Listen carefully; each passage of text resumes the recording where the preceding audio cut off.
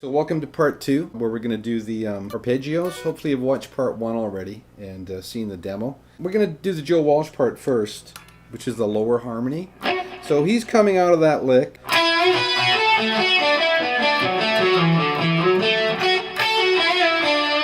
That one or the other one, either the live one or the original version, whichever one you've chosen to do. And from there, he's going to do this.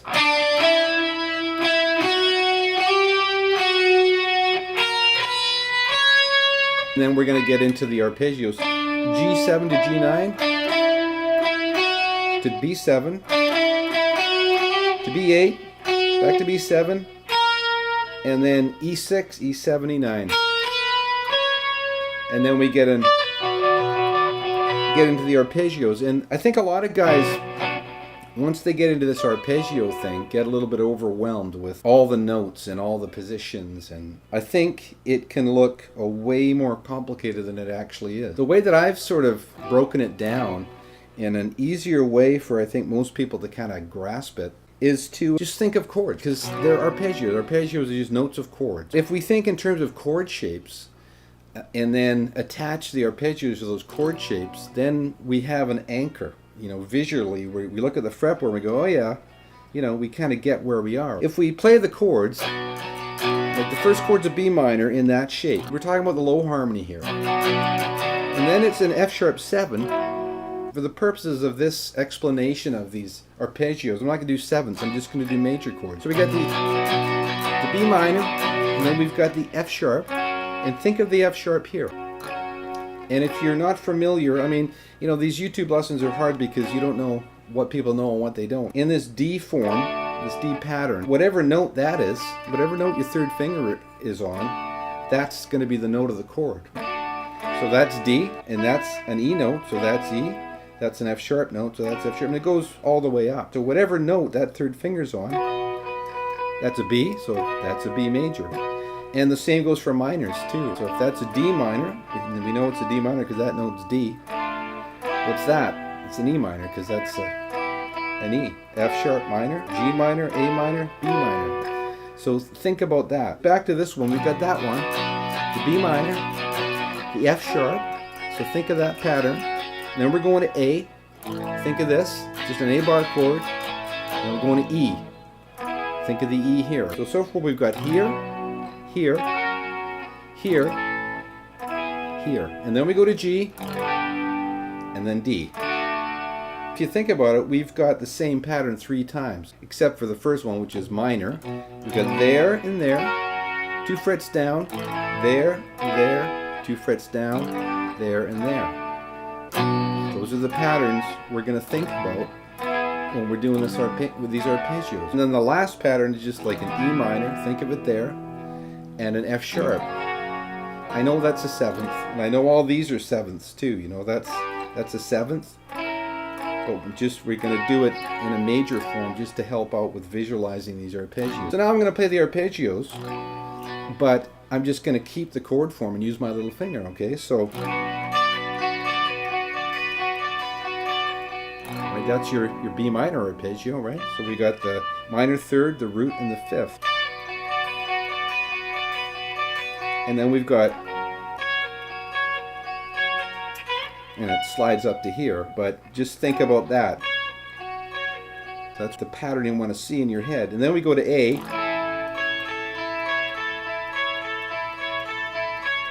And we go to E, same thing, right? We slide it up to the E here, but that's not so important right now. And then we go to the G. Then the D. Slide up to the D. E minor, and we're going here. And then F sharp. Ending on the C sharp, because the C sharp is here in the chord. We end there. So think about that. Now, when you go to play the arpeggio, just play the notes without the chord forms, but see the chords in your head. I don't even have to tell you what frets I'm playing. And to be honest, I really don't like calling out frets because As a guitarist, you know, frets are really, and I don't want to insult the people who are just starting out, but fret numbers are more for beginners. Once you get a little farther along, you think more in terms of shapes and notes than you do fret numbers. Let's just play those arpeggios now, thinking about those chord formations, but just playing single notes. I'll play the chord first, one time, and then the arpeggio. B minor. F sharp. Slide up here, that's E14. Now we've got A.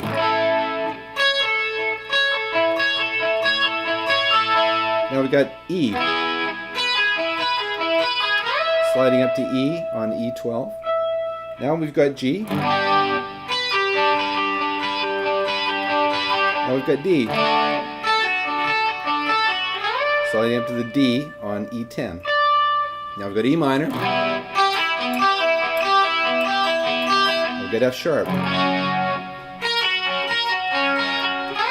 Sliding up to the C sharp. So that's it. That's all there is to that arpeggio. And if you think in terms of shapes, chord shapes, you don't even need to know the fret numbers because it's all right there. So that's the Joe Walsh part.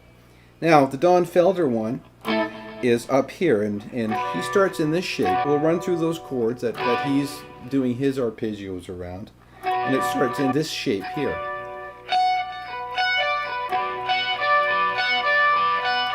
Right, that B minor shape. Remember, that's a D minor, and it's a D minor because that note's D. E minor, F sharp minor, G minor, A minor, B minor. That's his first chord, and then he's going to the F sharp, but what he's doing differently to the lower harmony is he's putting the sevenths in, these seventh chords, well, at least the first two. Here's the B minor, and then he's got the F sharp 7 with the little finger here, and he's just adding that major third up there, but that's the chord we want to see in our head. And then he's going to an A, and the way he seems to do it from his video lesson on YouTube, he seems to want to do it here. So it's that chord form, just that A bar chord, you know, that's an A there, that's an A here. So he's going. So then he's going to go to the E7. Same thing as the F sharp 7 thing, you know, with a little finger here. And he's going to go. Same, add that major third there. And then he's going to go to G, and he's doing the G here. Then he's going to D, and he's doing it here. And then he's going to go to E minor, and he's going to go to this shape and do that arpeggio there. 5, 3, 1. Then he's going to go to that shape of an F sharp and go and slide up here to E14. Those chords would be here.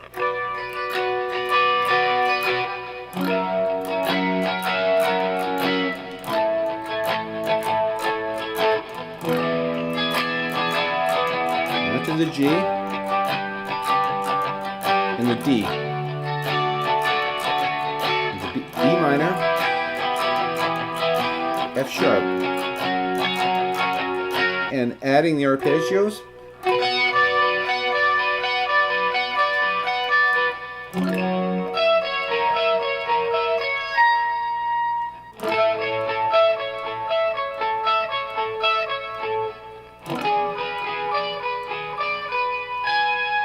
Then the G, then the D, then the E minor, and the F sharp. So you're probably thinking, well, that's not how you play it on the demo, and you're right, because on the demo I do it like this. The B minor, the F sharp 7, and then on the A, I do the A here.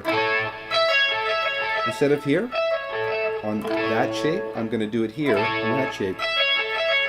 Because I find it easier to play there. You pull that off and you can separate that note. when you're doing it here, you're going to bar here. And you kind of get a chord. Unless you roll or do it like this, I just find it awkward to do that. I think it sounds better here. So instead of that, I'm going to go here. Same on the E7. And then on the G, instead of here, you know, because you get that chord, I'm going to go here on the G.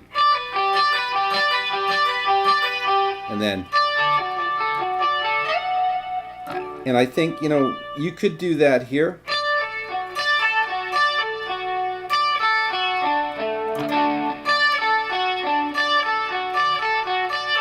But that's a real stretch. It can be done, but it's so much easier here. And then on the E minor, he's doing it here, based on that shape, but I'm doing it here, based on that shape. And then on the F sharp, he's doing it here, there, and I'm here, based on that shape. So I've changed it up a little bit just because I think it's easier to play, and it sounds better to me doing it on the top strings in those shapes. So I'll just play that, just kind of go through it slowly. Let's do it the way he did it.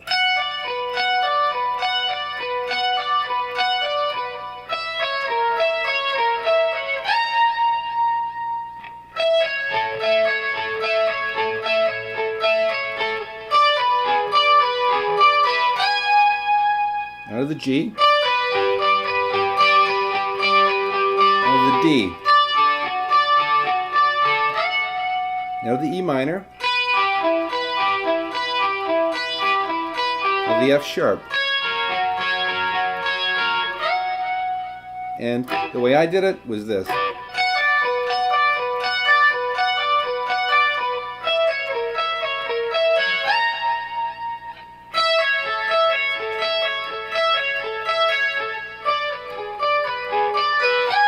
And I would do the G down here, to the D,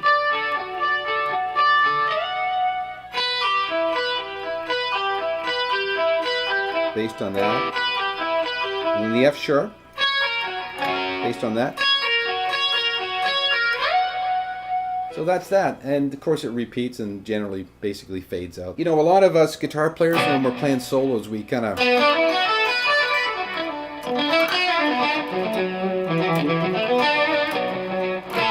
get locked into one shape, or we kind of maybe go up there for a minute, but we're very kind of shape oriented and we tend to stay in one place. And this solo, you know, well, this arpeggio part of the solo, I mean, it's not improvising obviously, but it does move around quite a bit, and it's all based on the chord tones, right? Because they're arpeggios, so they're obviously notes in the chord, but it jumps around. So it's really a good song to learn for a guitarist, because it'll open up the neck for you, make you see the relationships between the notes and the arpeggios and the chords, and it's just a good thing to learn to sort of increase your knowledge of the fretboard and how you see it. Anyways, I hope you get something out of this. Good luck with it. It's a classic landmark solo, and it's one I think everybody should learn. And also, you know, at the beginning bit, all the bending stuff,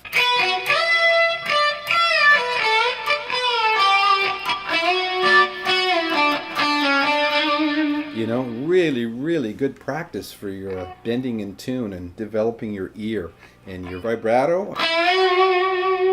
It's got everything in here, so it's really good for guitarist development to learn this solo. Anyways, hope you get something out of it as always. We'll talk to you next time.